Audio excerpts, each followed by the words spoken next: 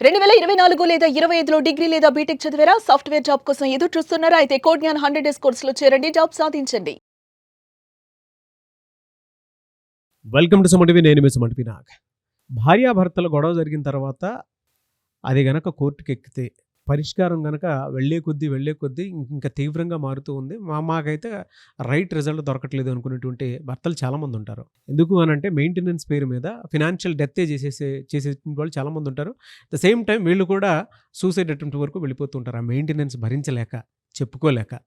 అటువంటి పరిస్థితుల్లో మీకు లోవర్ కోర్ట్స్‌లో ఎక్కడా కూడా న్యాయం జరగలేదు. అలాంటప్పుడు సుప్రీంకోర్టు వరకు వెళ్ళాలి అంటే ప్రాసెస్ ఏంటి? ఏమేం గ్యాదర్ చేయాలి? ఎలా వెళ్ళాలి? అనేటువంటిది ఈరోజు మనతో పాటు హైకోర్టు అడ్వకేట్ శశికాంత్ గారు ఉన్నారు. వారి మాటలోనే తెలుసుకుందాం.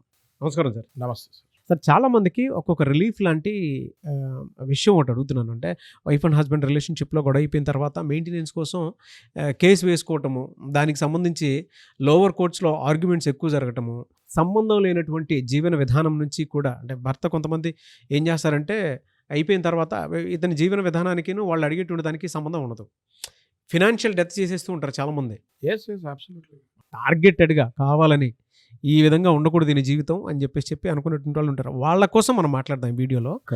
ఎలా అంటే వాళ్ళని వాళ్ళు ఏ విధంగా సేవ్ చేసుకోవాలి. ఎందుకంటే చాలామంది ప్రాణాలు పోగొట్టుకున్నటువంటి వాళ్ళు కోకొల్లలు ఉన్నారు. కొన్ని కేసెస్ బయటికి రావట్లేదు. కానీ ఎలా ఏం చేయాలి అలాంటప్పుడు?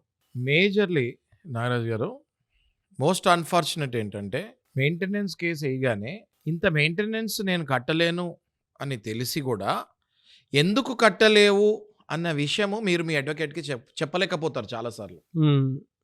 ఆపోజిట్ ఎప్పుడైతే అడ్వకేట్ వేస్తారో మెయింటెనెన్స్కి, మీ వైపు ఉన్న అడ్వకేట్కి మీరు సరిగ్గా ఇన్ఫర్మేషన్ చెప్పలేక, నెంబర్ 1 పాయింట్. నెంబర్ 2 పాయింట్, మీ అడ్వకేట్ కూడా మిమ్మల్ని అడగాల్సిన పాయింట్స్ మర్చిపోయో, లేకపోతే అవగాహన లేకో, ఎక్స్పీరియన్స్ లేకో అడగలేకపోతే మీ కేసు లోవర్ కోర్టులో ఖచ్చితంగా మీరు ఓడిపోతారు. ఓకే, ఫర్ ఎగ్జాంపుల్ నేను చెప్తాను. ఒక 20,000 ఉన్న జీతగాడు భార్య 2 లక్షల జీతం సంపాదిస్తుంది. ఒక 20,000 ఉన్న జీతగాడికి భార్య పిల్లల్ని తీసుకొని వెళ్ళిపోయింది. 50,000 మెయింటెనెన్స్ కేసు వేసింది.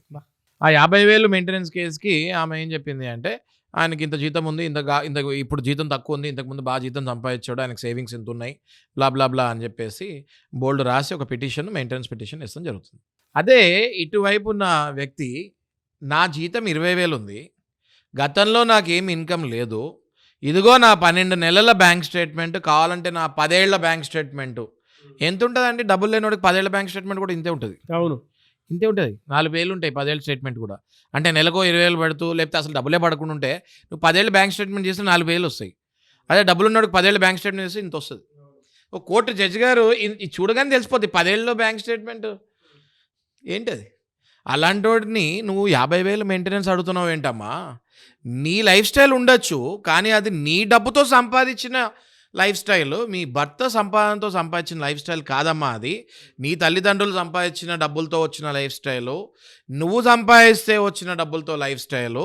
దాన్ని నీ భర్త మీద రుద్దొద్దు అని పలుసార్లు హైకోర్టులు, సుప్రీంకోర్టు చెప్తాం జరిగింది. కానీ ఏం చేస్తాం నాగరాజు గారు, ఇప్పుడు మనం అన్ఫార్చునేట్లీ మనకి అవగాహన లేదు, చట్టం పట్ల అవగాహన లేదు. మనం న్యూస్ చదవము, లీగల్ న్యూసెస్ రావు.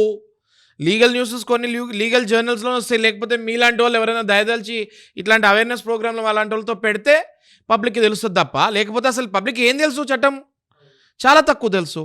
సో ఎప్పుడైతే మీ జీతం లేదో, ఎప్పుడైతే మీకు ఇన్కమ్ లేదో, 10 ఏళ్ళు 5 ఏళ్ళు బ్యాంక్ స్టేట్మెంట్లు 2 పేజీల్లో ఎప్పుడైతే వస్తుందో, మీరు నెలకి 50,000 ఎలా కట్టగలుగుతారు మెయింటెనెన్సు?